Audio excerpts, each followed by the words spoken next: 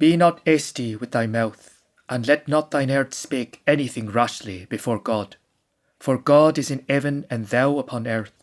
Therefore let thy words be few. For where much carefulness is, there are many dreams, and where many words are, there men may hear fools. If thou make a vow unto God, be not slack to perform it. As for foolish vows, he hath no pleasure in them. If thou promise anything, pay it. For better it is that thou make no vow, than that thou shouldst promise and not pay.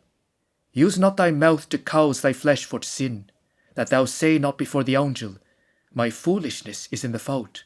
For them God will be angry at thy voice, and destroy all the works of thine hands. And why? Whereas are many dreams and many words, there are also divers vanities. But look that thou fear God.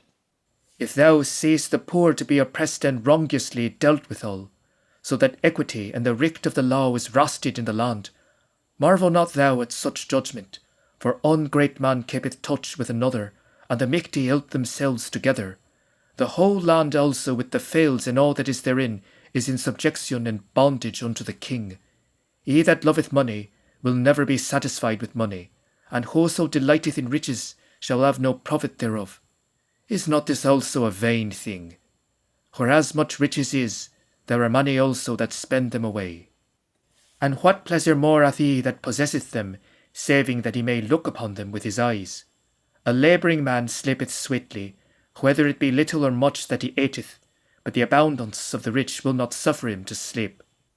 Yet is there a sore plague, which I have seen under the sun, namely, riches kept to the hurt of him that hath them in possession.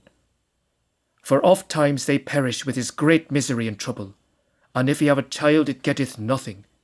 Like as he came naked out of his mother's womb, so goeth he thither again, and carrieth nothing away with him of all his labour.